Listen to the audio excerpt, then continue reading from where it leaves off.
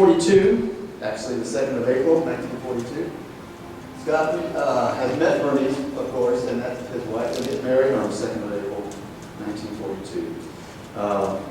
The summer of 1942, he's drafted into service. Mr. Callaway goes into World War II. He had to give up, of course, his teaching position at the University of Michigan. And one of the stories that Bernice told me about Mr. Callaway as soon as he went off to boot camp is, they line everybody up, and the sergeant says, "Does anybody here know how to type, how to use a typewriter?" Mr. Callaway steps out, "I do," because he's got his Mississippi accent. And so sergeant looks around at everybody else and says, "Does anybody else know how to use a typewriter?" It turns out that Mr. Callaway was very talented with using a typewriter.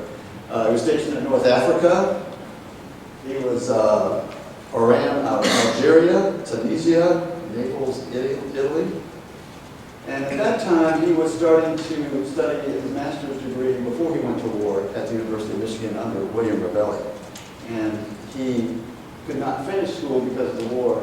And so Bernice would send him his exams overseas. He would take his exams and send them back.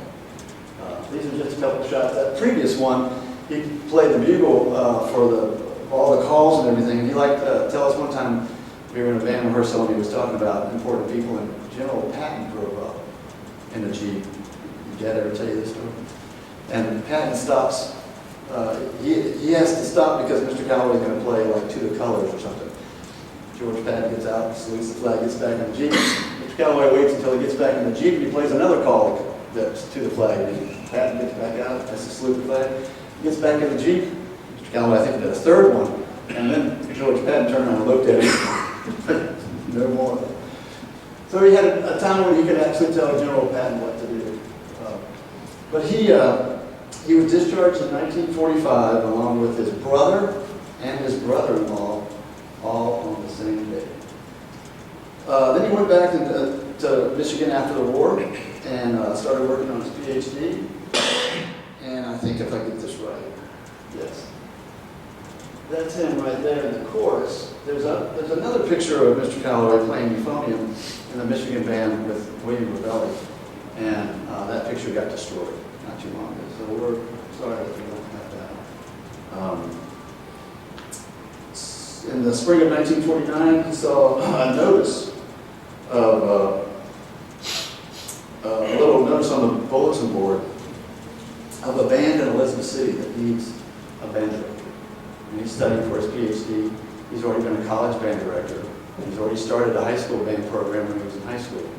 So he and Bernice wanted to come down and do a practice interview. They were just going to come down to Elizabeth City for a spring break practice interview. Had no intentions of taking any kind of a job whatsoever. In fact, Bernice kind of, when she was riding down the Dismal Swamp, she said, "I hope we don't stay here very long."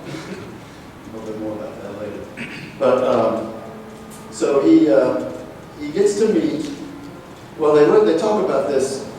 They're kind of joking about it at the School of Music in Michigan about who in the world would want to work for a millionaire. I mean, that millionaire is going to be telling you what to do. So, high school band in Elizabeth City, benefacted by a millionaire looking for a band director. And I'm trying to cut this to exactly what you need to know. There's a lot of reasons why the University of Michigan was advertising a position for Elizabeth City. But be it that it may. So the guys were kind of joking around a little bit about it, and Mr. Callaway thought to himself, well, you can have problems with money, or you can have problems without money. And given the choice, I'd like to try the ones with money. So he and Bernice got the car and went on down to Elizabeth City. And in the interview, they met this gentleman who was Miles Clark. He was a millionaire. Later on, the students would call him Uncle Miles, and his wife would be Aunt Polly. He worked for the Texas Oil Company at the time, became a Texaco. He was a distributor of the oil up and down the East Coast. One of the funny stories about Miles Clark, he was an inventor of all kinds of things. But and I've seen this telegraph in the Museum of the Albemarle in Elizabeth City. He's got this idea that he wants to talk to the Texas Oil Company about. It's about gasoline. He says to his boss, I got this great idea. Well, we can make a machine that you can put a nickel in and get a gallon of gas out all by yourself, self-serving. And then there's this telegram back from Texas Oil Company. It says, Miles, the car is a fad. It's not going to catch on. We're going to stick to the oil business. We're not going into the gasoline business. Texas became Texaco and missed a pretty big opportunity. But that was the kind of guy Miles was. He was well loved by all the students. This is a typical picture of him socializing with everybody. And so what happened in the interview is Mr. Callaway met Miles Clark, was very impressed. He met the superintendent who was there and also the principal of the school. And he was so impressed with everything, he invited his wife back into the interview so that she could meet these people too. He thought he'd lost the interview because they asked him 3 questions, and he thought he had blown all 3 of them. Number 1 was, do you like rifles in a color guard? Now, we're not talking about the kind of color guard that you see today. We're talking about just flags, like a ROTC color guard. And he said, no, I don't like rifles in a color guard. And he thought for himself that the city was a military town. You know, the United States Navy had a base there. Now, Coast Guard, maybe that's not a good idea. They probably like rifles, but I don't. The next question was, should majorettes play in the band? Should they be performing numbers? And Mr. Callaway said, no, I think they should be performing numbers. Anybody that I teach, I want to teach them how to play an instrument first, and maybe twirl something second, but music is first. And the majorettes had been a huge thing in the city, and they were not members of the band. So he figured, okay, strike 2. And the third one was smoking. He said, how do you feel about, that's a funny question these days in an interview, how do you feel about smoking? And he said, I don't smoke, and I would not permit my students to smoke. And then he thought, wow, here I am in tobacco land, USA, and they're asking me, you know. So he figured that he did not get the interview at all. It turned out that he had answered the questions exactly the way they wanted to hear. And his story behind that was, always tell the truth and be true to yourself. Say what you feel. Even if you think you're not going to get what you're going to get, what you want, whatever. Say it like it. And very interesting things. Some of you might know this gentleman. And that is Mr. Harper. Mr. Harper, who Bill did a great job last year talking about the Lenore High School. And Mr. Harper and that's Mr. Clark were pretty good friends. The Lenore band had the fortune of money behind them as well. And prior to Mr. Callaway taking the job, the Lenore band and the Elizabeth City band did a lot of things together. Oops, sorry about that. They would come down and go to the Lost Colony, that's where that is there. These are the Lenore tractor trailer modes of transportation, I guess you would call it. That's right in front of the Elizabeth City High School band room. Again, this is a little prior to Mr. Callaway taking the job. But I wanted to show you a few things, particularly if Bill was going to be here then. There's Lenore stopping at a Texaco station, which of course I'm sure Miles gave him a gas fee. And coming out of the Lost Colony again.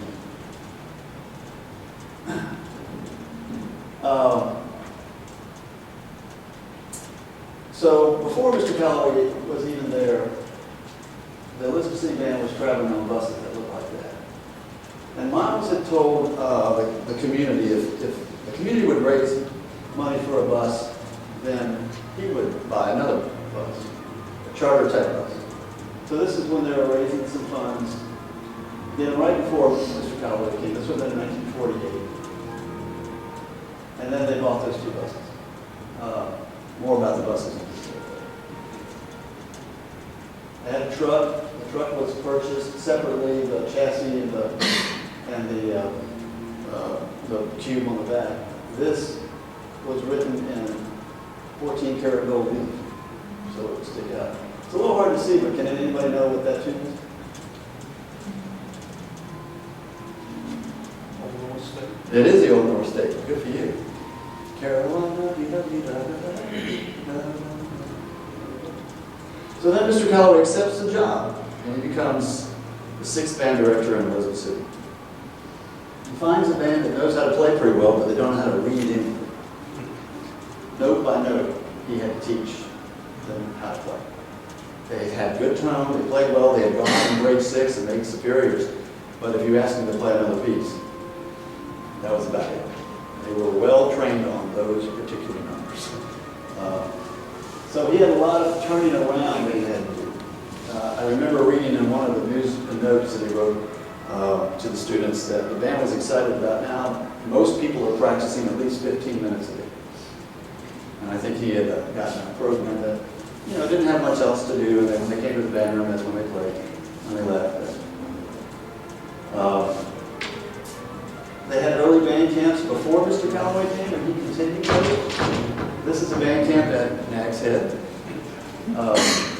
Now, Miles owned some property down at Nag's Head. In fact, he bought 100 acres at $1 an acre of oceanfront property. And his colleagues told him that he was wasting his money. He was a fool. Nobody's going to be interested in the land down there at Nag's Head. What an idiot to spend $1 an acre. Now, it's $1 million an acre. Not a bad idea. But Mr. Callaway was not too happy about going to the beach. Way too many interruptions for his taste. He preferred maybe a work-study type camp is what we would call it, which was a big change too. Again, another turnaround that we had to do. Later on, they would go to Lake Junaluska for band camp, and then finally Homestead State Park. This is his first program, and one of the things I want to point out to you that he started is this officer system. Now here's I could talk about this for the next 4 or 5 hours, but every senior has an office, and they're appointed. Even the drum major is appointed. Nobody is elected to anything. I remember Mr. Callaway was in the military, and he ran the band in a very similar fashion, that you earn your stripes by doing something before, and then you got your duties to carry that. So he thought it was important.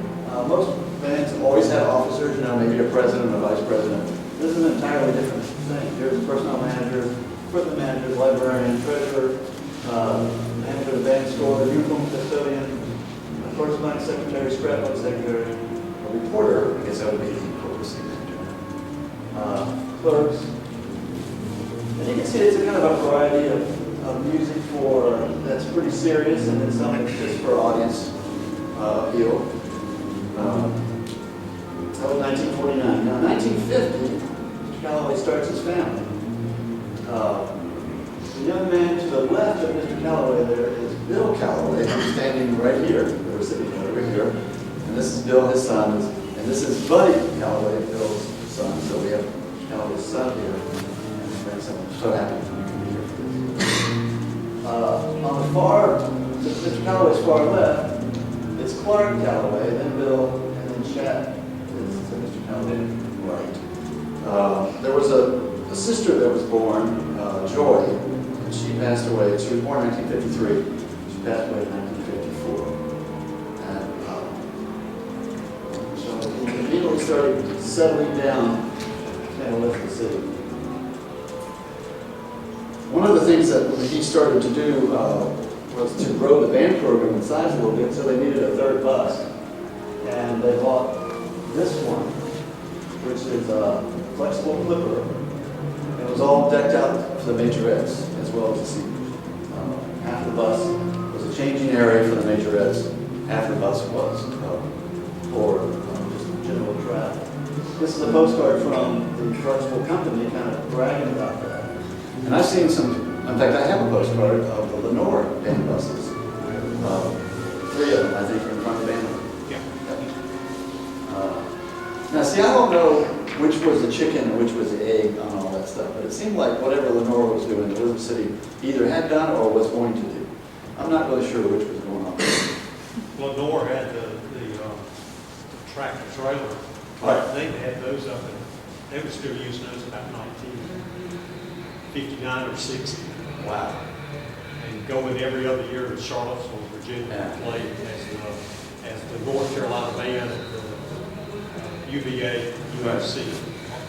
I cannot imagine riding those buses from Lenore to Charlottesville. Well, maybe Miles bought the buses in Elizabeth City, and Captain Harper said, wait a minute, Elizabeth City can have buses in the north. So that was the third one, and I think I've got some a few shots here. They're pretty proud of that. You know, it's not often you take a picture with your two buses, but and the truck, and there were uniformed drivers right here. They all had a uniform. There's Miles Clark. There's the superintendent. There's Mr. Callaway back here. And he liked 8 of everything. Mr. Callaway was a big fan of 8 across and about 14 deep. And so his instrumentation was kind of to favor the marching band, even though he was a concert band fanatic. I don't really think marching band would ever be his #1 thing, but he certainly did a good job of it. So yeah, they were really proud of all that stuff. This is inside bus number 4, now 4, but used to be 3. That's a piano that she's playing. In this area, in the back, they had curtains that would come across and chest of drawers where their uniform parts would be, and the majorettes would come in their travel outfit, and when you're going down the highway, change into their majorette outfit. That would go any other place. You can see the early version of air conditioning back there.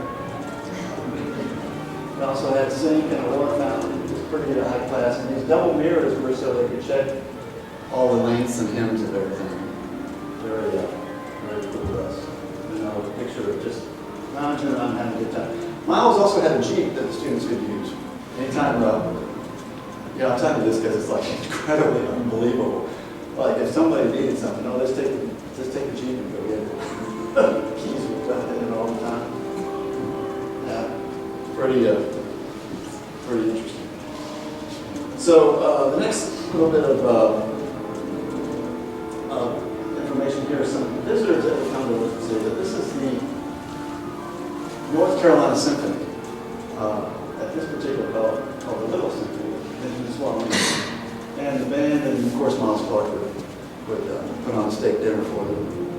And he was always interested in having great influences as much as he could, so the students could hear what a group sounds like. And Miles Clark would spare nothing to make sure everybody had a good time. Majorettes, as I said earlier, were a big thing back then, and he had some championship majorettes. That was started prior to him coming, but he didn't change that. You can see that they became a little bit more classy. Being the chief majorette, this picture was a very high honor, and not only was someone who would be very, very qualified in their twirling, but they would have a high moral character as well. Again, he would pick those people. There was no trials for him. Now, Miles was particularly fond of the majorettes. He liked to call them the Clarkettes, as a matter of fact. And they were in national competitions. They won a lot of national competitions, and they a lot of state competitions as well. Back when there were majorette contests. In fact, I remember this association having a twirling contest that was sponsored by the North Carolina Music Educators Association. I've seen the certificates of solo baton twirling and ensemble baton twirling. So the majorettes had tons of uniforms, all kinds of outfits to wear. This is in the backyard of Miles Clark, which was right on the lake, in the river, Patrick River. He made a little indention in his yard so his yacht would park up right beside it. And this is a picture of the majorettes on the yacht. And this is a typical shot of the yacht going up and down the Patrick River. With majorettes and, of course, parents chaperones and everybody else. So the majorettes started playing in the band. They became musicians first. And then much later, of course. 12 was the magic number for him. Chief, these would have been called ponies. They were the shorter of the major. And then the flag bearers in the back were the tallest ones, and then the other 6 were just called major.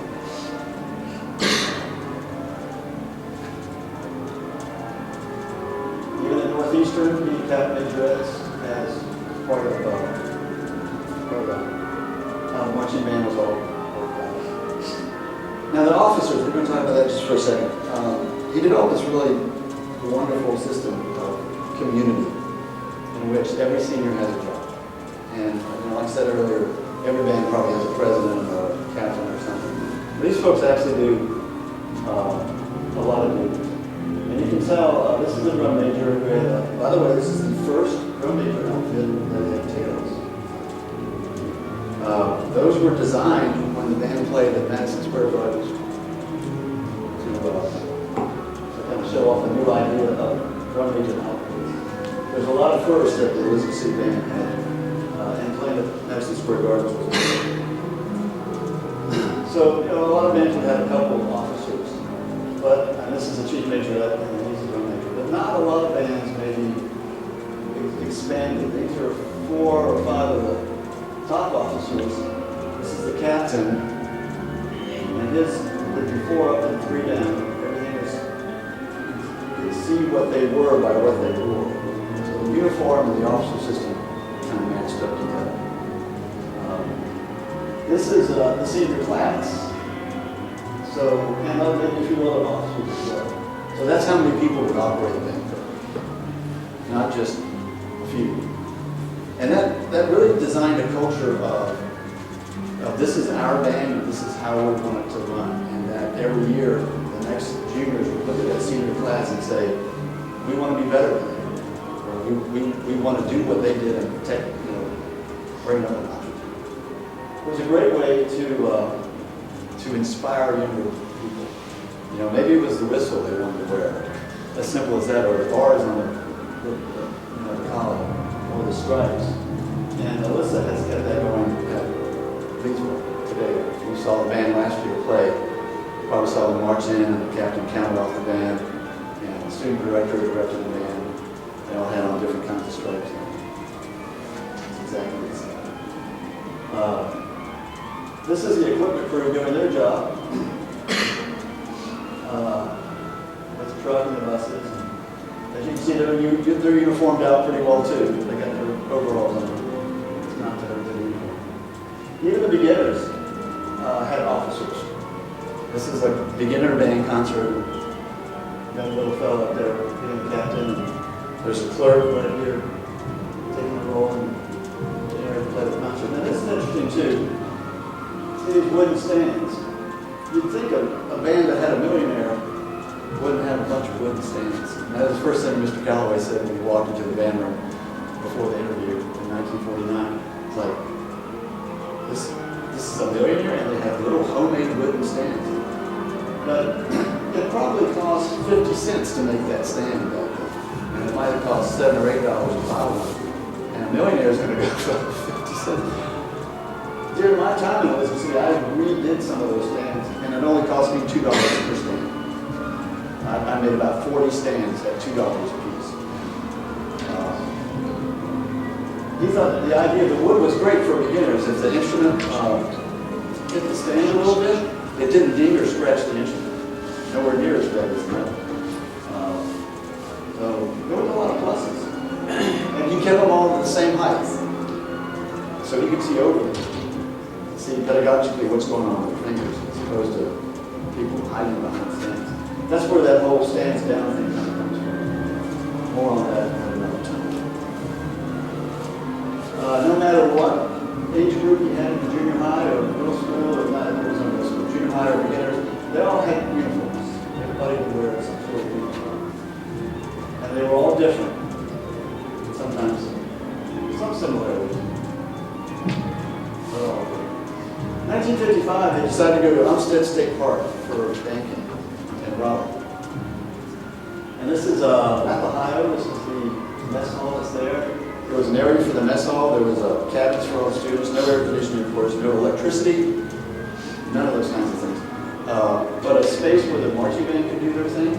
and a space where you can come and rehearse a concert band, and plenty of trails to do small group marching, and away from everywhere. There's a couple items up here that are actually in the News and Observer that are about the Elizabeth City Band coming up to. So if you want to take a peek at that a little later on. Here's another one from the News and Observer. And while I'm up here, there's a number of magazines that band would be featured in. And just very, very, very interested in doing a lot of things for the community. Now that started in 1955. It wasn't until Fran came through that the band camps at Umstead stopped. So that was, what, 1994 or something? 96? It's 96? Yeah. A long time to go to one place. I, as a student, went there. Bill, I'm sure you went to Umstead. We had a great cooking staff. You had to bring your own cooks. We had the best rollers in the world. You ask any Northeastern or Elizabeth City High School band alumni, you ask, what's your favorite thing about band camp? They're going to say the rolls that Miss Willie Lee made. They were phenomenal. You knew how to feed people. So another just picture of Umstead Park. This is Major Rich kind of doing this thing. Also in 1955, he attended the 1956, I guess, the Midwest National Band Clinic, and his roommate was Captain Martin. Captain Martin and Mr. Callaway were very good friends. Somewhere in this sea of people are those two. I've taken a magnifying glass and I can't find it, but they're in there, and it was at the Sherman Hotel. That's the whole game. So those of you that go to Midwest, there's something way in the back. The band would do precision drill marching. So this is in Elizabeth City, just practicing. But they would play for a lot of college events. A lot of times when colleges didn't have bands, or the band couldn't attend a game, they were called upon, as was the Lenore band. I think there are two reasons. One, that both of those bands were very high quality playing bands. Number two, they had transportation. They could go somewhere. And in both cases, they had a financial backing that would make it so that nobody was left home because they couldn't afford to go somewhere. That's probably somewhere in Norfolk, Virginia. Anybody recognize that stadium? Where? Norfolk? Well, no, the previous was Norfolk. This is a different one. Keenan Stadium? It is, Keenan Stadium, yes. That's Chapel Hill. And that's Band Day at Chapel Hill. And then there's somewhere there's a Elizabeth City High School band. Everybody else in the world. You should know this. Yeah, you should know that. Band was also known, of course, for not just marching, but great concert performances. Mr. Callaway made risers for the band to sit on so the audience could have a good visual engagement. At some point in time, they didn't use sousaphones in the concert band, but they used tubas. And then they came into pretty wide open. But they played everywhere. Mr. Callaway's motto was, always prepared. You call the Elizabeth City Band, or the Northeastern Band, and you say, we need the band to do blank. And they always had a concert prepared. Always had something. Mr. Callaway always read music every rehearsal, and he always kept music in the folio that we could play if the President of the United States walked in for whatever reason. So his motto was, if we didn't read 100 pieces a year, we weren't reading enough music. And sometimes I would just pass on a piece of music, reading it once or twice, putting it back in. Never seen it. But also keeping something in the folio that would be appropriate for whoever called for whatever reason. Because they had money and they had transportation, so they're going to get calls, and you need to be ready. They would play for the opening of the Lost Colony every year. I forget where this is, but they're outdoor playing by memory.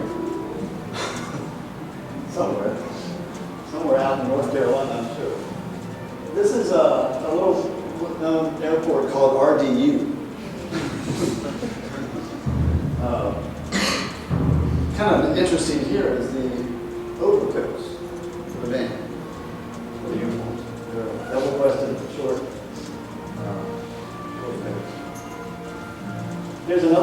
in Raleigh at Umstead State Park with the band doing their dedication. It's a little curious to me as to why bands from Elizabeth City came to Raleigh to do a lot of their dedications, but it's true. I don't think there was anything that opened up when I was in the band that we didn't play for. If it was a post office, if it was a bridge, I don't care what it was, we went out and played for it. Here's another picture of them doing a public concert outdoors. Here's something you don't see very often. I guess the same, this would be the band that prays together, plays together. I don't know if you'd ever see that.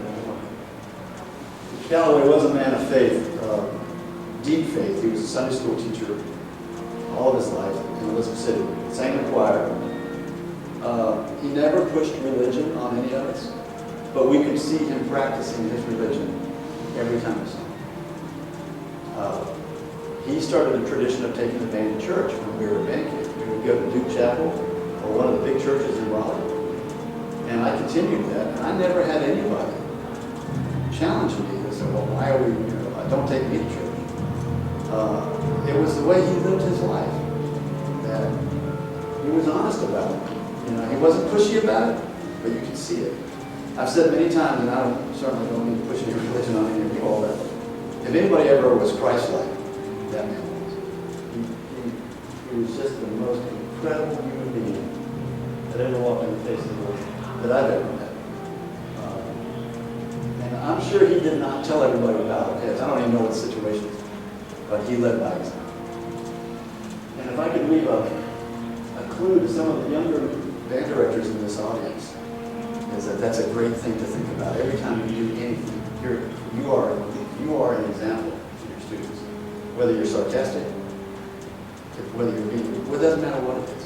It might be just funny to you, but it's an impression to your students. The way you dress, the way you speak, the way you speak about others, the way you speak about your peers, everything. I never heard a crossword out of him about anybody. This would be a very typical traveling with Elizabeth City High School band with a police escort. Getting ready to go do something somewhere. Solo and ensemble contests were pretty big with them, as well as the state festivals. And back in the day, when it was called the state contest, the way I remember it, Mr. Callaway saying this, if we go to Green Bowl, if you got a superior, correct me if I'm wrong, if you got a superior or something, then you went to Greensboro for the state band contest. Is that how that worked? And they were often playing in grade 4, in grade 6, making superiors in that. So the percussion section would do a lot of solo and ensemble. He was particularly fond about his percussion section, even though he was not a drummer. Here's a cabinet that he made over here, long before you could buy it.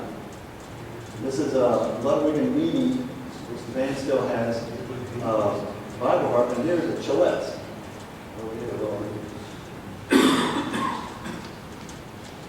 Contest playing was important, as majorettes and drum sections were a big thing back then. And this is warming up before some kind of a contest. The Scotch bass drums doing a particular twirling outfit themselves with the top sticks up there. Bill played one of those bass drums, and so did I. In fact, I had one of those bass drums in my garage right now, refinishing it. We only had 2 bass drums the entire time of that history of the band. Anybody want to guess what they're playing? Buglers, yeah. But they also did cornet trios for contests, and this might actually be them practicing for a solo and ensemble contest more than it would be. They played for the Wright brothers. If you just kind of look in the background of that picture, you don't see many pictures of Nag's Head now, Hill Devil Hills, with that much open space. In fact, the bypass that runs about right here is not even there yet. Now there's a hotel over here called the, starts with a C, Cavalier Hotel. Still there, still operating. But you can see the 3 minibuses and the truck and a police escort and the band marching its way up to play a concert, probably by memory.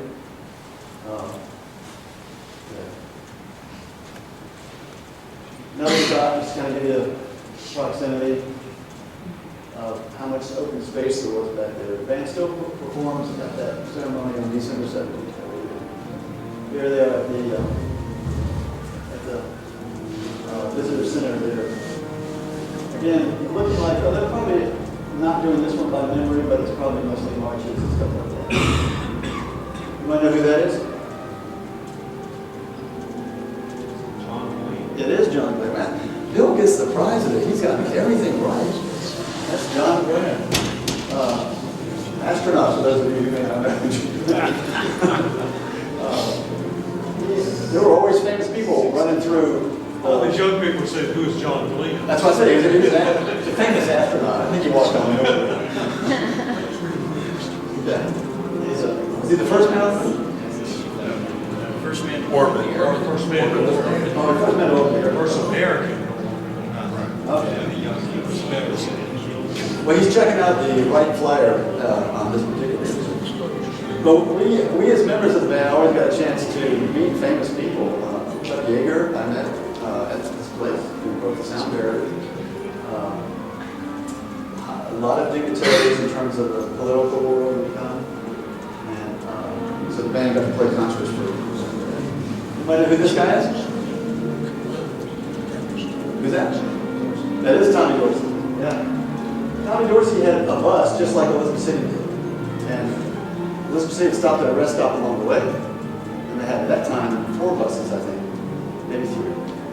And Tommy had the same kind of bus, and he turned the bus around and stopped and said, wait a minute, who's this high school camp that has a bus just like mine? And so they struck up a conversation. And Tommy Dorsey, when he was going to go play down the beach, would always stop in Elizabeth City and sit in and play with the band. So he got to the point where he would winterize his yacht in Elizabeth City as well. So yeah, they're pretty excited to have Tommy Dorsey playing in the section. Now, Mr. Callaway told me a story that they were playing a piece, and actually Tommy Dorsey was making a lot of mistakes. And at the end of the rehearsal, Tommy came up and said, sorry, your trombone section sounds great. I'm the one climbing everything. He said, I don't read music anymore. Everything I've got, I do by memory. You know? And who's that? Oh, you guys. Yeah, it's on television. Andy Griffith. Yeah. Anybody ever heard of Andy Griffith? Yeah. Well, he was a big thing in the Lost Bar. This is at an opening, and often would come and talk to the band and hang out. Have a good time.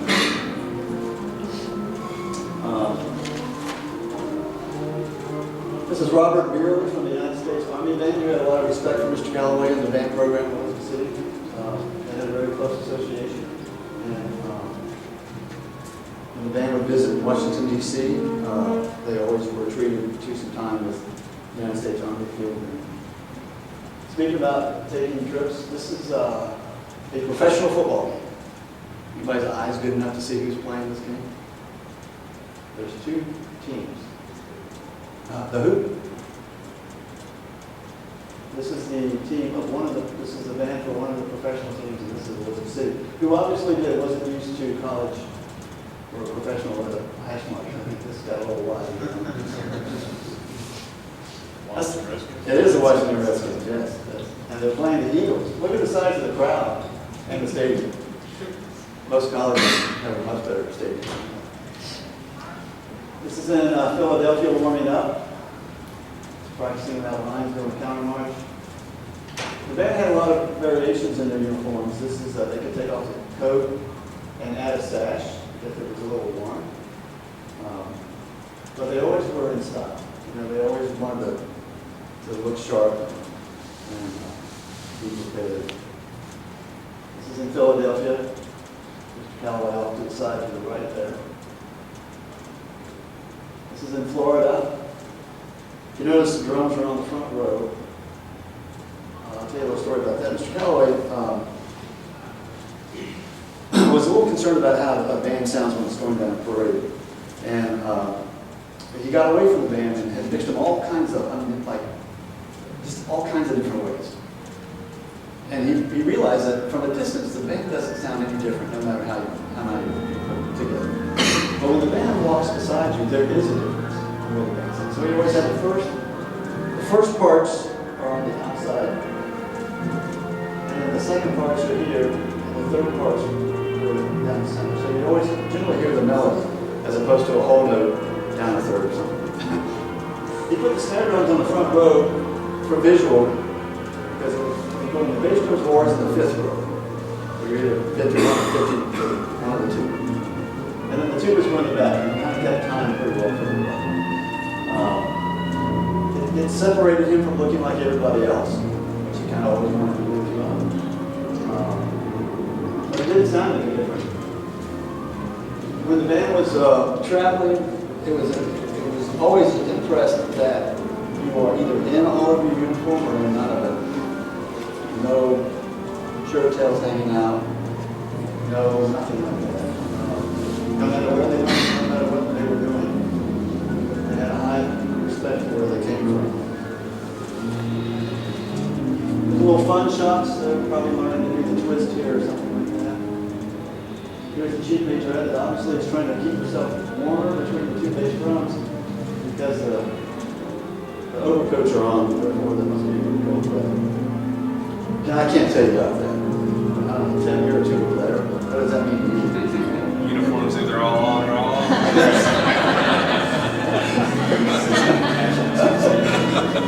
think we'll go with that.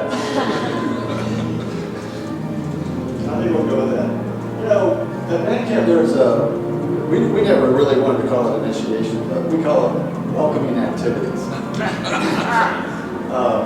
These obviously are freshmen who are learning how to eat at band camp in the presence of a senior. So that was some fun. Here's the full band in, I think it's 1965-ish. Again, this kind of system of having 8. You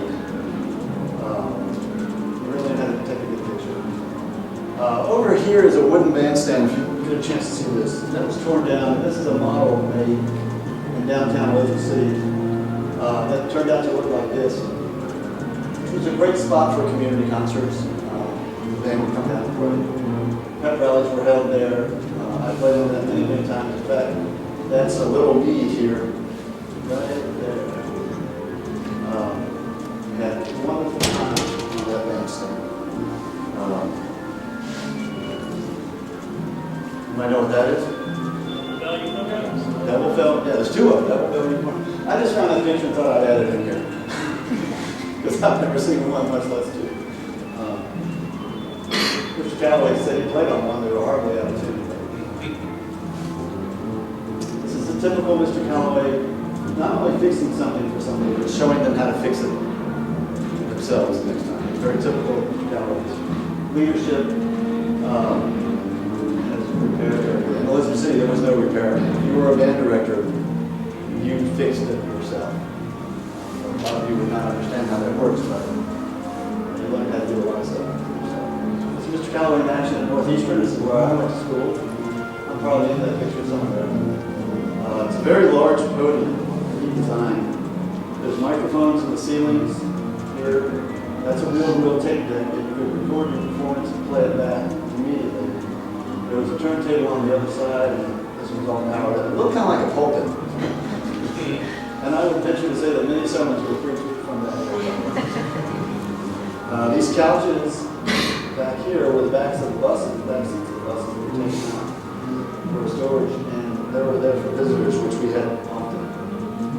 And even in Leesville now, we have a bench that I've kind of made to do that. This is a typical picture of Mr. Callaway holding Scott and Fugue in D minor, which would be pretty exemplary. It would exemplify him, kind of quality literature that he really liked to play with the students. On this 25th year anniversary, which is the program of that year, we got together and paid for that picture we made into a portrait that hangs in the band room. This was an idea he started called News and Notes, which was a program to, just an information sheet to all the graduates, keeping the graduates of the band program involved. And that's the first one in 1951. It changed every now and then. You can see the real car buses. And this is one that I sent in 1986 1987. So I continued that tradition, sending out at this time to over 3,500 graduates of the band program. Just a little recap on the buses. There's all four of them before we went to Ottawa, Canada. That I took the band. This is on the way down to Miami, Florida. That I took the band. This is now 1988.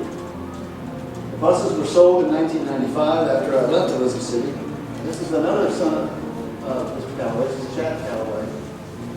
And that's bus 1 and 3. They were in the movie RV with Robin Williams. If you've ever watched that movie, they took 2 of the band buses to make that movie. One did all the rolling shots, and one did all the still shots. This is now bus number 1. It's spending its life as a tour bus for hack spots, going all around the United States, gaming. It's kind of strange. Beautiful. I wrote that when I was a freshman. Here's bus 2, still in service in Canada, and the owner of that is willing to sell it back to me, so I hope to have that back in Elizabeth City. This is bus 3 that still resides, it's in Texas at a museum, and it's Happy Mac's outfit. And there's bus 4, still in Elizabeth City. We use it for reunions and stuff like that when the class reunions. And the drive through the Christmas parade behind the high school band. Oh, well, okay. There you go. And that's the interior. Never has been redone. It's the way it is. There's a picture of Mr. Callaway later on in his life. This is a program he did with Bill Friday called North Carolina People. He's featured on that. He received the Longleaf Pine Award. Very high award in North Carolina. When he retired, the president on stage wrote him a letter. Congratulations. And I think that sums up my time, except I probably have 4 or 5 minutes, or maybe a few minutes of questions. I wish I could tell you a lot more about everything. The thing I didn't really tell you a lot about, which I guess you would know, is that the band played extraordinarily well. And they played a lot of contests. He stopped going to contests in the late 50s or early 60s, of any kind, marching band and concert band. Some of that was because there was some professional jealousy going on, that if Elizabeth City showed up, everybody else would go away. He didn't think that that was healthy, so he just decided that he would just stop. And he was more concerned with playing for the community than he was for maybe making a name for himself for the band program. The band had an extraordinarily name and reputation, and I think he became more concerned with the education of the students, what they could carry on after they graduate, and not something that would be wrapped up in a plastic trophy or something like that.